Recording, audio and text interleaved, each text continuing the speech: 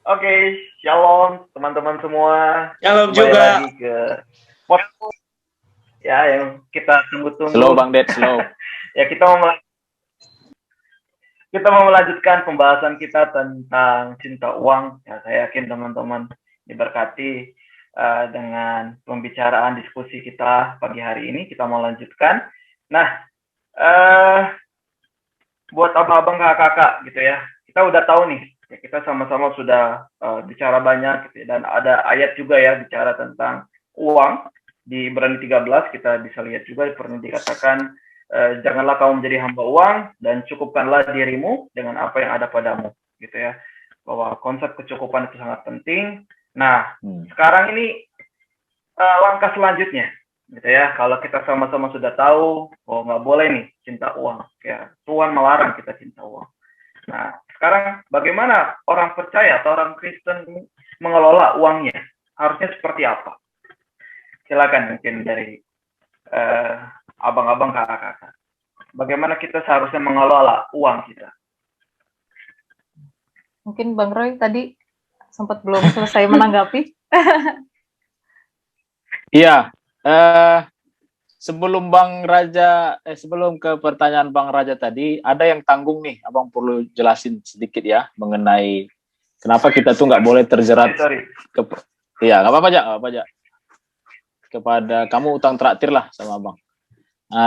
Tidak boleh terjebak ya ke dalam tipuan dari cinta uang itu. Sebenarnya ada 4 poin lah yang saya lihat di sini. Pertama ya, teman-teman bisa baca di Pengkhotbah 5 itu, supaya kita lebih detail kepada firman Tuhan. Ada firman Tuhan di Pengkhotbah 5, 10, sampai nanti ayat 16 itu ya. Jadi, saya coba jabarkan kepada teman-teman. Pertama, ini yang harus diwaspadai. Semakin banyak harta yang kita miliki, semakin banyak juga orang yang ingin mengambilnya dari kita. Pengkhotbah 5 ayat 10 berkata, dengan bertambahnya harta, bertambah pula orang yang akan menghabiskannya, dan apa keuntungan dari pemiliknya selain melihatnya. Wah, ini luar biasa ya. Jadi semakin banyak juga orang yang ingin mengambilnya daripada kita, atau mengambil powernya kita, atau merebutnya dari kita. Entahkah itu dicuri, dibawa kabur orang, atau ada orang yang menyiasati kita, mengkhianati kita, dan lain sebagainya. Nah, yang kedua, semakin banyak harta yang kita miliki juga, semakin besar anxiety dalam hidup kita. Anxiety ini kekhawatiran ya, ketidaktenangan lah gitu. Nah, Pengkhotbah 5 ayat 11 kalian bisa baca, enak tidurnya orang yang bekerja, baik dia makan sedikit maupun makan banyak. Tapi kekenyangan orang kaya sekali-kali tidak membiarkan dia tidur. Wah, ini luar biasa ya. Jadi tidurnya pun pasti dia masih mikirin hartanya. Pernah nonton film Donald Bebe? Ya, ingatlah tuh Paman Gober ya. Dia sangat-sangat cemas akan hartanya itu. Ya. Terus yang ketiga, uang, kekayaan bisa menciptakan tragedi atau kemalangan. Jadi Pengkhotbah 5, nanti kalian bisa baca ya ayat 12 sampai 13 itu, kekayaan yang disimpan oleh pemiliknya menjadi kecelakaannya sendiri. Ya, karena bisa keluarganya pecah gara-gara berebut harta. Bisa pernikahannya retak gara-gara berebut harta. So, be careful lah untuk ini. Terus, yang keempat itu, tentu ada godaan yang membuat orang akan mencari lebih dan lebih lagi. Karena cinta uang itu tidak pernah mengenal kata cukup. Ya, dan ingatlah bahwa uang itu tidak kekal, tidak akan kita bawa setelah kita mati. Jadi ada di ayat Pengkhotbah 5 ayat 14 sampai 15, sebagaimana ia keluar dari kandungan ibunya, demikian juga akan pergi ya, telanjang seperti ia datang, dan begitu juga dia akan kembali kepada Tuhan. Nah, itu poin-poinnya. Nah, bagaimana kita mengelola uang ini ya? Saya mungkin coba start aja untuk membantu rekan-rekan juga bisa menjelaskan lebih lanjut. Jadi semuanya itu tadi kan terjadi karena orang membangun kenikmatan hidup di atas dasar uang. Nah, jadi motif pertama untuk membangun memanage keuangan yang baik itu adalah jangan menjadikan uang gitu. Jangan menjadikan uang sebagai dasar kenikmatan bagi hidup kita. Tapi nikmatilah hidup di dalam kasih karunia yang kita terima dari Tuhan. Ya, sehingga kita tidak akan dibanding-bandingkan. Misalnya 25 tahun umurku, apa yang sudah kulai? Kenapa orang 25 tahun bisa punya 100 juta? Dan itu jadi tren sekarang. Bagaimana punya 100 juta pada usia 25 tahun? Bagaimana pada usia sebelum 40 tahun masuk ke dalam Forbes, bla bla bla, dan semuanya itu karena diukur dari materi, kesuksesan yang diukur dari materi. Mari kita hidup dengan apa yang ada pada kita dan kita nikmati hari ini. Misalnya saya punya keluarga, saya nikmati kehidupan saya dengan keluarga saya, walaupun sederhana. Saya menikmati kehidupan saya dengan panggilan saya, pekerjaan saya. Jadi itu tidak uang tidak bisa membayar itu. Uang tidak sanggup membayar itu, gitu. Jadi hiduplah dalam kasih karunia Allah yang Tuhan sudah sediakan bagi kita, sehingga kita bisa menikmati segala kelimpahan di dalam Kristus. Ya, ada namanya kelimpahan di dalam Kristus. Bukan sekedar ukuran kelimpahan materi. Yohanes 10 ayat 10, aku datang supaya mereka memiliki hidup dan memilikinya dalam segala kelimpahan. Nah, banyak orang mendefinisikan itu uang, materi. Bukan, jauh sekali tuh dari sekedar uang atau materi. Jadi kelimpahan di dalam Kristus. Ya. Itu artinya apa? Ada pemeliharaan Tuhan di sana, ada pimpinan Tuhan di sana, ada penyertaan Tuhan di sana, ada kekuatan Tuhan bagi kita juga dalam segala keadaan dan situasi. Makanya Paulus bilang, entahkah aku kaya, entahkah aku berkekurangan, entahkah aku lapar atau aku kenyang, tidak ada satupun yang bisa memisahkanku dari kasih Allah. Kasih karunia itulah adik-adik, rekan-rekan, teman-teman yang tidak bisa dibeli dengan uang. Kasih karunia hanya bisa kita terima melalui iman dalam Kristus. Sehingga kita bisa bersyukur dalam segala hal, ya, dan merasakan kasih Tuhan dalam segala kondisi. Bukan semakin cinta uang, tapi semakin menikmati hidup di dalam cinta akan Tuhan, menjadi hamba Kristus, bukan menjadi hamba uang. Itu ya harus jadi pola, harus menjadi dasarnya. Barulah engkau bisa belajar tentang bagaimana manage uang, bagaimana mengatur uang, bagaimana menginvestasikan uang. Itu kira-kira ya untuk menjadi pemicu kita. Wow, dasar-dasar yang menarik ya, yang teman-teman saya yakin diberkati. Oke, buat abang kakak yang lain, gimana menanggapi sebagai orang percaya, bagaimana kita seharusnya bijaksana mengelola uang? Kira-kira langkah praktisnya mungkin seperti apa?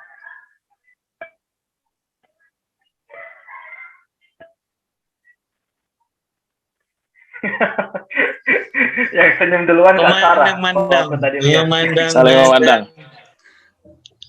Ya, kita perlu sadari kalau kita dipanggil oleh Kristus itu untuk apa? Tujuan panggilan kita itu untuk apa?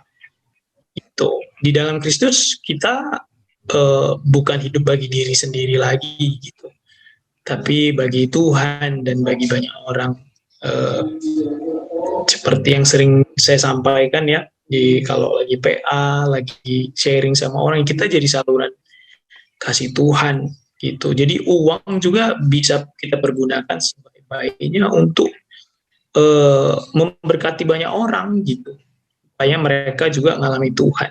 Uang juga bisa menunjang kita punya pelayanan gitu. Jadi akhirnya ketika kita dianugerahkan ya, dikasih uang gitu, dapat bonus dari Tuhan, kita dikasih uang banyak misalnya, tapi itu untuk kita pergunakan sebaik-baiknya ya untuk pekerjaan Tuhan gitu. Karena ya tadi ya, kita dipanggil, tujuan kita selamatkan, tujuan kita ditebus itu untuk apa? Nah, itu kita perlu pahami, juga bisa jadi salah satu fondasi kita untuk mengelola keuangan kita dengan baik. Bahwa uang juga berarti bukan milik kita, kan uang dari Tuhan gitu ya. Jadi bukan hanya untuk kepuasan kita. Makanya ketika kita bangun satu kehidupan dengan didasari dengan disertai dengan rasa cukup, kita bisa pergunakan uang untuk hal-hal lain, terutama untuk memberkati banyak orang, untuk menolong banyak orang gitu. Jadi perlu dengan baik ya. Selain tadi yang disampaikan sama Bang Roy, ya kita mungkin bisa sisihkan kalau bicara teknisnya ya, yang jadi kebutuhan kita apa aja gitu. Tapi di selain itu kan kita bisa pergunakan banyak hal untuk hal lain, untuk kemuliaan Tuhan. Itu menolong orang lain lah banyak. Jadi kalau misalnya lihat gereja mula-mula itu menarik ya. Mereka ada yang jual harta ini di dalam kehidupan mereka berjemaat, tidak ada yang berkekurangan. Nah itu juga bisa jadi bisa jadi dasar satu komunitas atau satu gereja membangun komunitas yang baik itu seperti apa. Gitu. Lihat gereja mula-mula dan itu pergerakan yang luar biasa. Gitu. Jadi yang nggak ada yang berkekurangan intinya di antara jemaat di gereja mula-mula, mereka saling menolong, saling mencukupi. Yang punya harta nggak merasa kekurangan, yang nggak punya duit nggak merasa yang punya harta nggak merasa kelebihan, yang nggak punya duit nggak merasa kekurangan, karena mereka saling menolong satu dengan yang lain gitu.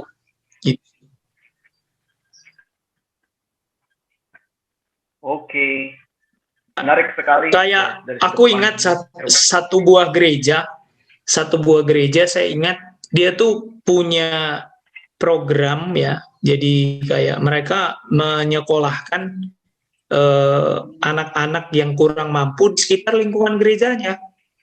Nah itu bagus tuh, gitu. Itu bisa dicontoh salah satu program yang baik. Disekolahkan, gitu. Walaupun di sekitar gerejanya itu enggak semua bekerja di sana, bahkan ada dari agama yang lain, yang berbeda agama. Nah, itu kita pergunakan ya uang untuk hal yang memuliakan Tuhan. Itu salah satu contoh. Nah, mungkin saya bisa tambahkan. Jadi, kalau kita baca Amsal 21-20, di sana ada firman Tuhan yang berkata,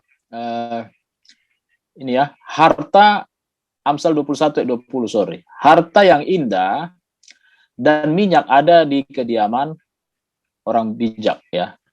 Tapi orang yang bebal memboroskannya. Jadi harta yang indah dan minyak ada di kediaman orang bijak.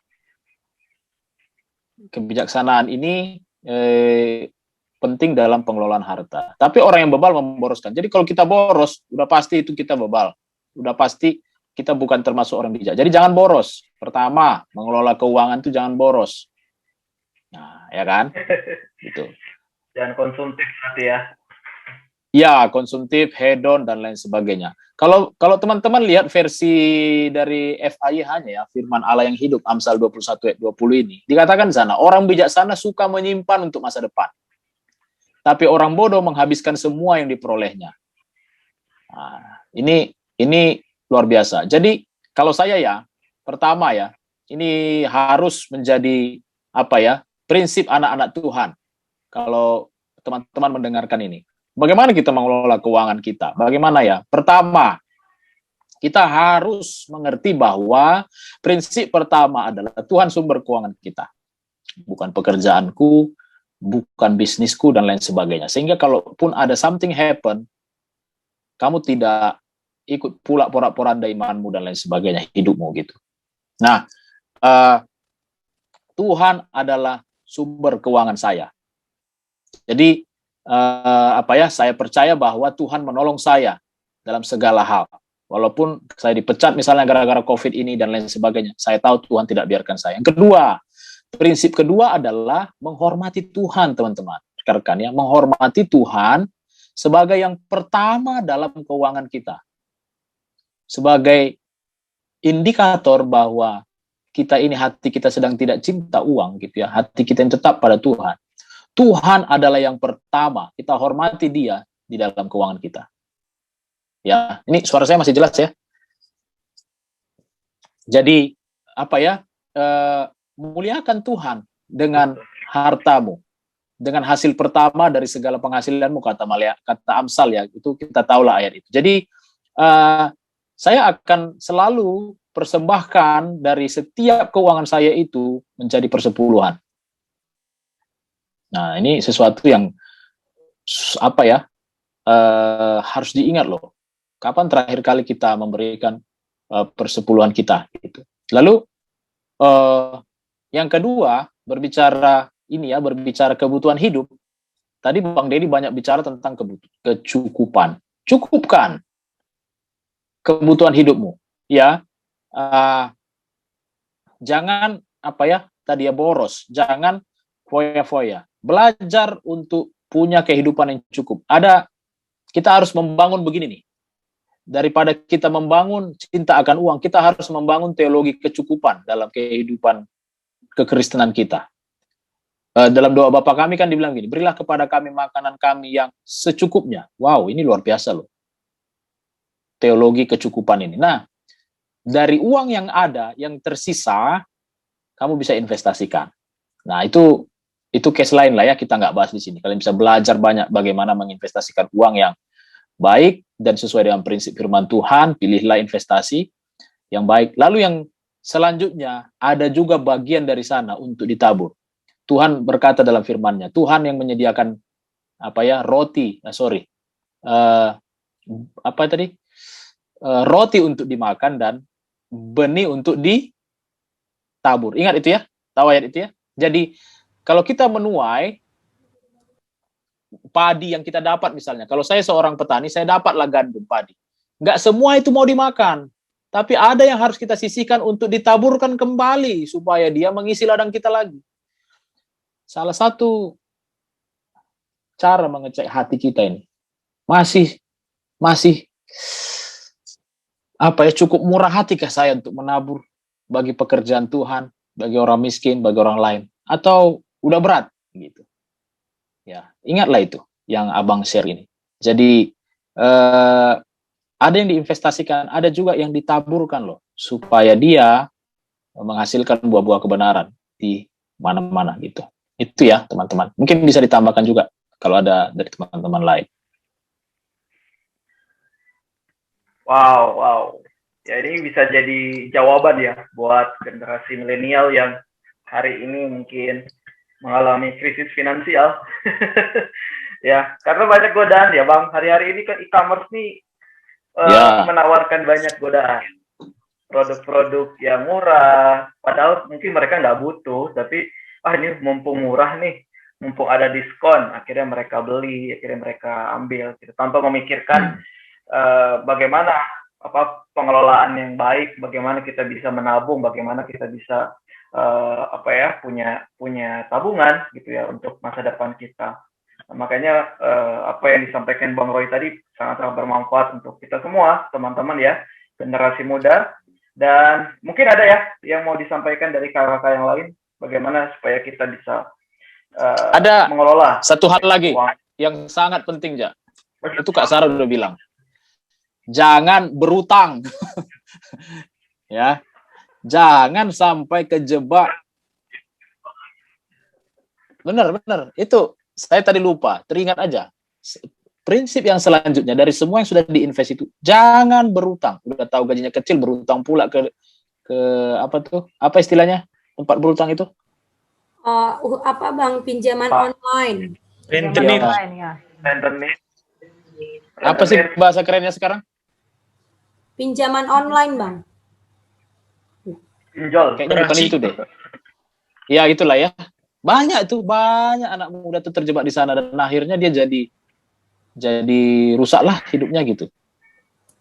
Ya, itulah kira-kira. Mungkin menanggapi silakan Mister. Oh iya. Ya mungkin ya nanggapin ya tentang tadi apa yang disampaikan Bang Roy, disampaikan sama Bang Dedi juga tentang mengelola keuangan tadi, bahwa memang kita perlu bedakan sebagai orang yang takut akan Tuhan, cara mengelola keuangan kita perlu bedakan dulu ya, apa yang menjadi kebutuhan dan apa yang menjadi keinginan. Karena yang menjadi keinginan itu belum tentu jadi kebutuhan gitu. Kalau kebutuhan udah pasti ya kita butuh gitu. Makanya perlu di list ya, apa sih yang kita perlu untuk lakukan gitu ya. Dan sebagai seorang perempuan biasanya mungkin punya keinginan pengen ini, pengen itu, pengen beli tas yang banyak supaya ngetren, atau mungkin pengen beli baju yang seminggu sekali ada yang baru dan lain sebagainya. Cuman kita perlu ya sama-sama apa ya, sama-sama filter ya. Apakah yang saya beli ini berguna atau enggak gitu ya? Apakah yang saya apa ya? Apakah yang saya cari ini itu akan bermanfaat atau enggak? Apakah ini hanya sekedar keinginan aja yang nanti ending-endingnya juga beli baju atau beli tas misalnya, tapi ending-endingnya nggak kepake, kan sayang aja uangnya gitu ya. Akhirnya malah hanya untuk ngetren belaka gitu ya.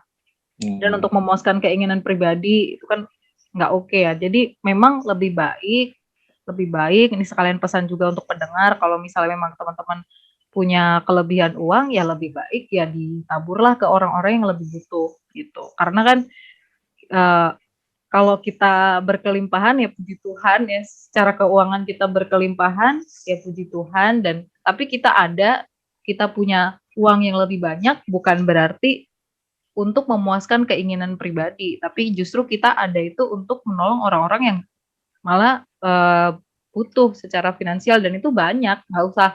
Nggak usah deh kita lihat ke apa namanya, ke lembaga-lembaga LSM misalnya atau apa gitu ya. Kita keluar aja, bisa aja tetangga butuh misalnya, atau bisa aja teman-teman kita ada yang memerlukan finansial gitu ya, memerlukan uang gitu. Ada juga teman-teman dari yang Bang Deddy bilang tadi, pelayanan, bisa menabur di sana gitu ya. Ya kita melihat cara hidup jemaat pertama itu mereka saling memberi, saling ya menjual segala harta miliknya, kemudian dibagi-bagikan, jadi nggak ada yang berkekurangan, jadi saling melengkapi gitu ya. Kita berlebih untuk memberikan kepada orang-orang yang berkekurangan, dan sebenarnya supaya, kalau firman Tuhan juga sih, supaya tercipta keseimbangan gitu ya. Jadi bukan dapat uang banyak supaya untuk kepuasan kita pribadi gitu. Sebagai orang yang mengerti, sebagai seorang pengikut Kristus, sebagai orang yang tahu kebenaran, jadi kita perlu saling tolong menolong ya, bertolong-tolonglah menanggung bebanmu gitu, supaya tercipta keseimbangan. Itu aja sih Bang. Silakan. Sebenarnya apa ya, mungkin ada pekerjaan-pekerjaan tertentu, profesi tertentu yang memang dia harus modis, ada itu ya. Jadi kita nggak bisa mengkritik semua orang sebenarnya. Ada memang profesi-profesi di mana dia harus modis, kelihatan mentereng gitu, memang ada gitu rekan-rekan.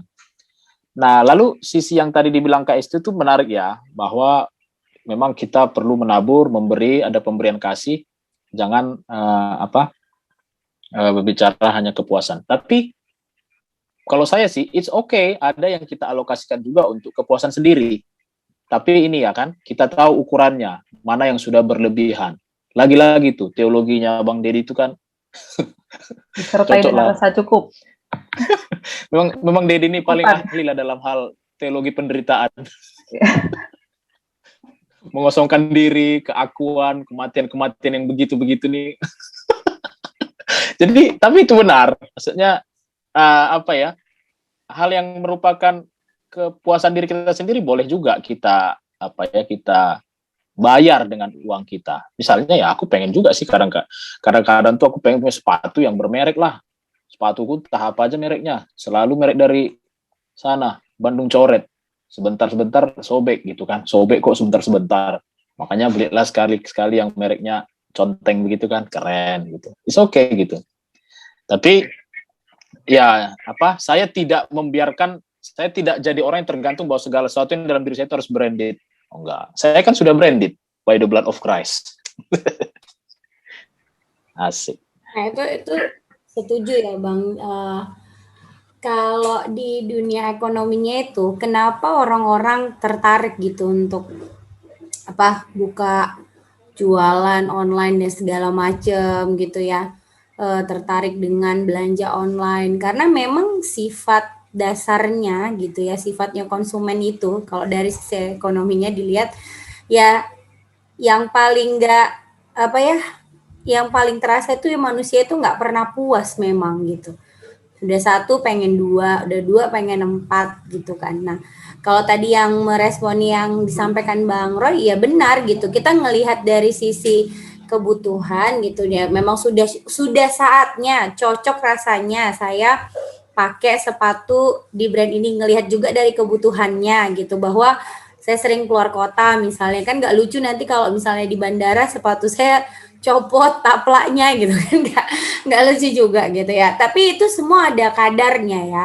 Nah, ini untuk pendengar sih, khususnya kalangan anak-anak muda, karena memang saya pribadi nggak satu dua tiga orang yang saya dengar ya terjerat gitu dalam apa ya, berhutang online gitu, yang benar-benar itu menyusahkan dirinya sendiri, akhirnya lingkungannya jadi nggak percaya sama dia gitu, dan itu apa ya, membawa dia kepada kerugian-kerugian yang lain kayak gitu, pasti menguras pemikirannya gitu. Makanya di sini saya pribadi merenungkan gitu, hidup ini tujuannya apa sih gitu, tujuannya apakah sekedar mengumpulkan harta atau kita mau hidup untuk menyenangkan hati Tuhan gitu kan. Dari tokoh-tokoh Alkitab pun kelihatan kok kontras gitu, dari ceritanya Yudas, Ananias, Safira, atau orang-orang yang memuliakan Tuhan dengan hartanya seperti janda itu ya, yang memberikan dari apa yang dia miliki gitu. Jadi itu udah total gitu, hidupnya, hatinya, dan hartanya yang nggak seberapa sebenarnya dia serahkan sama Tuhan, dan itu manis ya di hadapan Tuhan gitu. Dan tadi juga Yesus sempat singgung ya firmannya, kayak orang-orang benar itu Tuhan pelihara gitu, jadi gak mungkin lah dibiarkan meminta-minta gitu, dan hidup di dalam kesulitan. Kalaupun Tuhan izinkan itu ya tadi ya Bang Dedi dengan teologi penderitaannya, maksudnya pastilah pemeliharaan Tuhan itu sempurna kok. Kayak hari ini Bang Dedi lagi dapat hadiah ya Bang, apa tuh yang dipakai tadi Bang? Oh bukan ya, oh. Salep air mata. Serum katanya baru dapat hadiah, kan tuh luar biasa ya, itu dia Bu. Jadi Ya itu salep air mata. ya pastilah Tuhan mengasihi kita, Tuhan lebih tahu gitu apa yang kita butuhkan guys gitu. Jadi ya harus punya sikap yang ya cukupkan dirimu gitu, cukuplah kesusahan sehari, cukuplah sehari gitu ya. Ya kita juga membiasakan diri lah gitu untuk mengucap syukur dalam segala perkara. Jangan tunggu sesuatu yang heboh dulu gitu ya. Kita punya sesuatu yang seperti dipertontonkan dunia gitu kan. Sekarang di mana-mana ya bahaya gitu. Branded ini, branded itu, habislah uang. Jangan seperti itu gitu. Jadi ya gitu sih pesannya, apalagi buat teman-teman muda yang masih ada di dunia kampus, yang perlahan-lahan meniti karir, mungkin harusnya kita bijaksana gitu. Kita mengerti bahwa tujuan hidup kita itu menyenangkan hati Tuhan, ya kita nggak hidup untuk sekedar untuk uang saja gitu. Itu sih paling yang mau ditambahin Raja. Luar biasa. Ya, tadi Kak harus kupas tuntas bagaimana, kenapa anak-anak muda atau kenapa pada umumnya orang-orang ya terjerat ya dalam konsumtif gitu ya, boros dan lain-lain. Dan ya tadi Kak Sarus sudah Bang Roy, Bang Dedi, ya Kak Estu, Kak Sarus sudah menjelaskan sedemikian rupa. Tentunya saya yakin itu akan memberkati teman-teman semua. Dan tidak kerasa ya teman-teman, sudah hampir setengah jam ya kita berbincang-bincang, ngobrol ya tentang cinta uang, dan sebentar lagi kita akan berpisah. Nggak kerasa ya teman-teman ya. Pengen nambahin sedikit sih, pengen nambahin sedikit, tapi karena karena sudah habis waktunya, lain kali aja lah. Daripada tanggung loh. Penasaran nanti. Boleh loh Bang, dipersilakan Bang. Gitu, Bang. Nanti penonton penasaran. Nanti aja. Lanjut. Tutup aja. Ya udah, aku tambahin deh. Tapi boleh ya, satu ayat, Ja. Boleh. Sebagai nasihat pamungkasnya lah untuk para pendengar dari semua yang sudah dengar ini.